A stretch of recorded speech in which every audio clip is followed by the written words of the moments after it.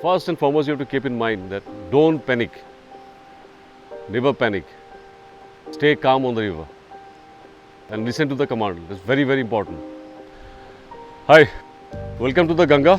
I'm Manishankar Ghosh, founder of Coastal Adventure Private Limited. Since we are here on the Ganges, so I'll talk more about Ganga only.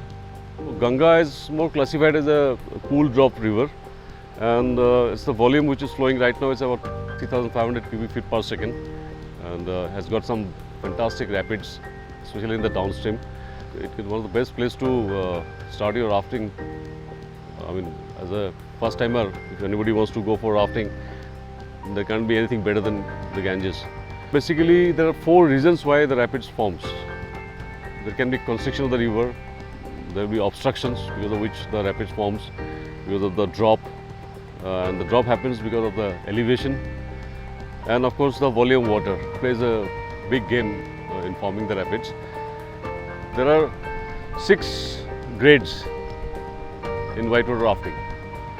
It starts off with grade 1, like, very small baby waves. Then grade 2 will be a little bigger waves. So grade 3 onwards, the features start changing. The grade 3 rapids are there where you have pour overs, you have hydraulic, you have little bigger waves, which is nice. You can just hit them. So when you talk about grade 4 rapids, then it becomes more turbulent. Like you're talking about the wall, for example. It has a big drop, there's a big hole out there, and the waves are very strong. And it is also considered grade 4 because there is a very strong eddy on the left hand side of that particular rapid, the wall, where people get stuck. So similarly, grade 5 will be more turbulent, very strong current, continuous waves, strong hydraulic where you can get stuck. It's a NRS 16-footer raft, inflatable. Floor is also inflatable. There are different chambers. The reason why there are different chambers is because that in case of any damage while we are going rafting, even if one chamber goes down, you will still float. So that is why the chambers are divided. So there are about 6 chambers. So first and foremost, this is the pump with which we inflate the raft. This is a life jacket which we give to the client. It has its buoyancy, so it's very important. So you have to always remember that you have to wear this. You will not drown. So whatever you are wearing, your helmet, this all floats. Your paddle, everything floats. This is a flip line which you put it off here. So there are times when the raft flips or big rapids. So raft basically when it flips, it goes upside down. We use this flip line to reflip the raft. So we get on board on the flipped raft, and then we have to pull it back. This is the throw bag which we keep while we are guiding, because what happens is sometimes somebody pops out of the raft and flow down because of the current. You just tell them how to hold the throw bag. This is the part which we hold, and then I'll be throwing the throw bag.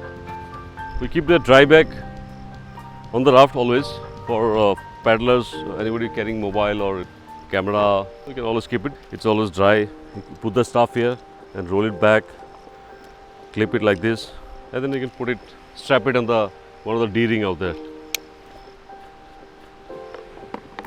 This is a first aid kit. It also floats, it also remains dry. You see this carabiner? We tie it up again on the boat, and we carry basic first aid. The helmets are more or less similar, but we wear a different helmet because you know that he is a guide, he's your instructor, or he's a trip leader. We don't call it a life jacket, we call it a buoyancy aid or PFD, personal floating device. This life jacket is designed for river guides. Unlike this helps us to swim. So the buoyancy is less out here, but still it keeps you floating. Every adventure activity has life-threatening. So that is why it's very, very important to choose your operator, what kind of equipment they use, what kind of background they have, what kind of experience they have, how many years they have been operating. All those things matters a lot. You need to check your operator before you book, because ultimately it's your life. So there are 3 important commands which you need to listen to the guide. So first you Seat on the boat, right on the edge of this tube. Make yourself comfortable. Put your feet below this chamber, so you get a good grip. This is the paddle. This is the T-grip. The blade here. Hold it like this, and the first command is the guy will say, "Okay, all forward." So when they say forward, this is how you paddle. Forward, forward. He'll say stop, so you stop. You can actually catch hold of this lifeline. Then he'll say all back, back paddle.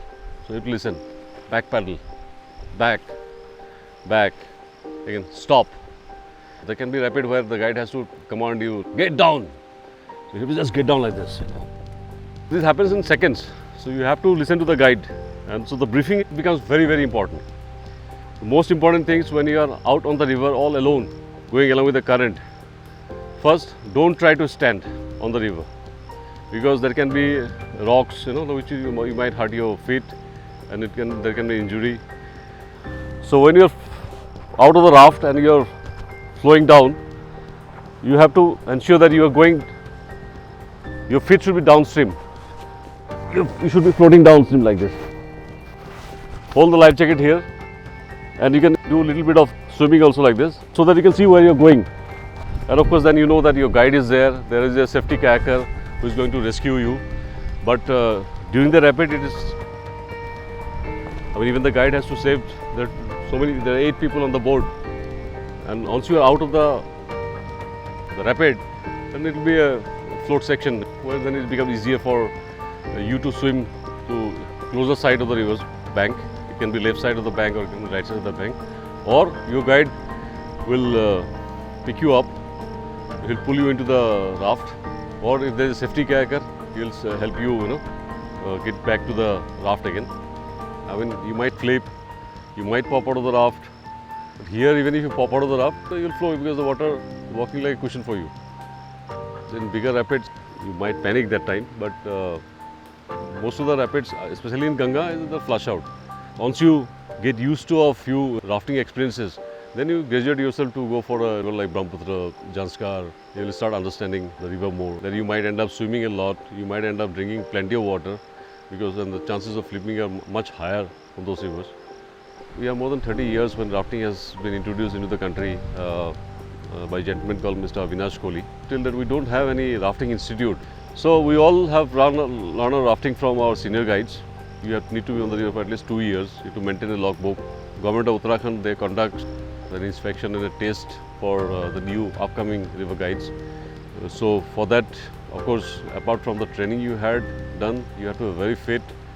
You have to be a swimmer, and they'll make you cross the river. They'll make you swim on the rapids when they do the test and all, to understand your body language. If a guide panics, it doesn't work out. So the guide has to be very well trained. It's a matter of life and death for people. Similar license works out on other rivers like Brahmaputra, Indus or Janskar. And of course, Himachal government also gives licenses for rafting. Almost I would say like around 95% of the guides across the country has learned the rafting from Ganga only. I'd like to see more people coming to this sport. Happy paddling. Hope to see you soon on the river in action.